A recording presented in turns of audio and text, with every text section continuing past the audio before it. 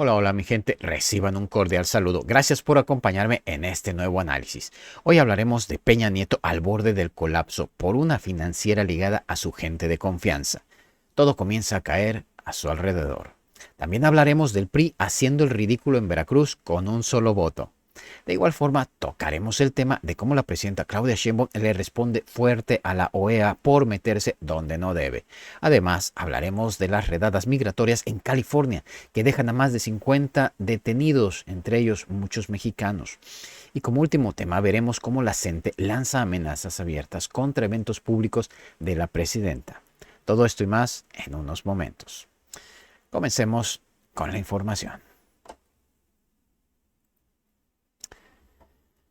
El día de hoy, Enrique Peña Nieto vuelve a estar bajo los reflectores, no por una declaración política, sino por un escándalo financiero que lo involucra directamente con una empresa ligada a su viejo círculo de poder.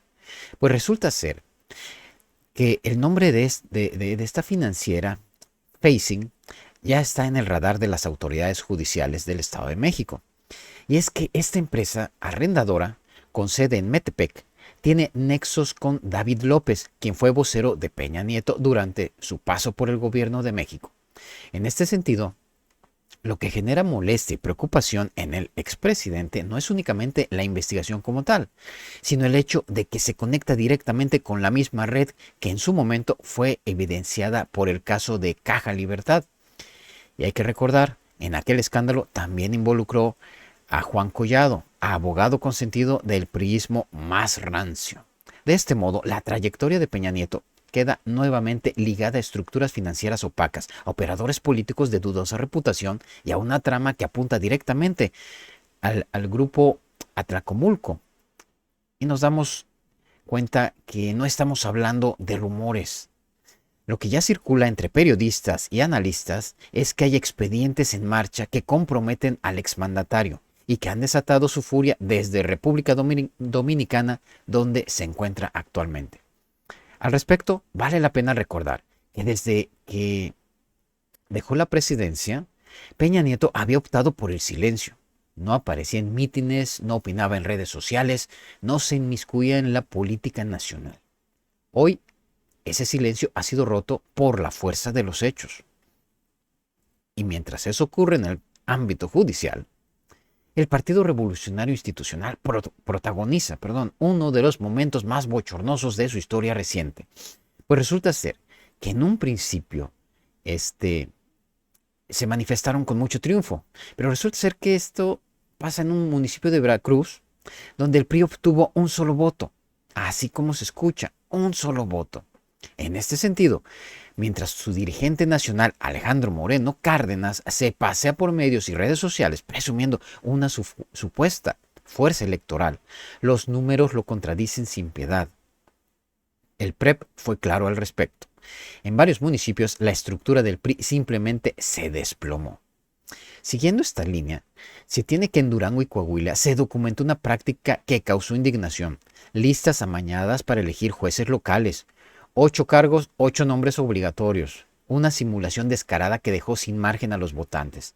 De este modo, el mismo PRI que acusaba a Morena de manipular elecciones cae en sus propias trampas. Nos damos cuenta que incluso antes de la jornada electoral, más de 350 candidatos renunciaron en Veracruz, la mayoría del PAN, y aún así se atreven a hablar de victoria. Hay que ser realistas. El tricolor ya no representa al pueblo, sino a una cúpula reducida que se niega a aceptar la derrota histórica. Y lo más alarmante no es el ridículo electoral, sino la falta de autocrítica. Porque en lugar de reconocer el desastre, Alito sigue en su discurso triunfalista, completamente alejado de la realidad. Como se puede ver, eso solo profundiza la desconfianza ciudadana hacia su figura y hacia el partido en su conjunto. En este sentido, la desarticulación política de los grupos que saquearon al país durante décadas sigue avanzando. El PRI está pagando el precio de su desconexión con la ciudadanía. Eso abre camino para una transformación política basada en la rendición de cuentas. Pues a diferencia del pasado, donde estos escándalos se encubrían desde las cúpulas, hoy las instituciones responden no por vergüenza, sino por justicia. Y es la izquierda la que está empujando esta nueva etapa. La derecha mediática podrá gritar lo que quiera, pero los datos son contundentes. La impunidad de antes ya no es regla. Ahora bien, cambiando de tema, vemos cómo la tensión internacional, la política migratoria y el tema educativo se cruzan de forma directa con lo que está ocurriendo en México. Y es que la presidenta Claudia Sheinbaum respondió de forma directa y contundente a la Organización de Estados Americanos, OEA, luego del comunicado emitido por ese organismo en el que prácticamente desaconseja el modelo mexicano de elección judicial. Nos damos cuenta que la OEA no solo rompió sus propios principios de no intervención, sino que ahora intenta establecer directrices políticas sobre cómo debe organizarse un sistema de justicia. En este sentido, el gobierno mexicano no se quedó callado. La presidenta Claudia Sheinbaum recordó que la Carta de la OEA, en su artículo 3, inciso E, señala que cada estado tiene derecho a elegir su sistema político, económico y social sin interferencias extranjeras. De este modo, lo que hizo la presidenta fue exponer con claridad lo que está en juego. No se trata de una opinión técnica, se trata de una intromisión disfrazada. Mientras tanto, en España, representantes del Congreso emitieron un mensaje de apoyo a México, destacando la elección judicial como un proceso innovador, democrático y legítimo. Al respecto, la presidenta subrayó un hecho histórico. Por primera vez, un jurista de origen indígena será el presidente de la Suprema Corte de Justicia. Esto no es un símbolo decorativo, esto marca un antes y un después en la historia del país. En este sentido, resulta evidente el contraste entre la visión conservadora de la OEA y el respaldo internacional que empieza a consolidarse desde otras partes del mundo para México. Pasemos ahora al tema migratorio. En Estados Unidos, particularmente en California, se han intensificado las redadas migratorias. Lo grave del asunto es que se reportan al menos 50 personas detenidas, la mayoría de nacionalidad mexicana, al parecer.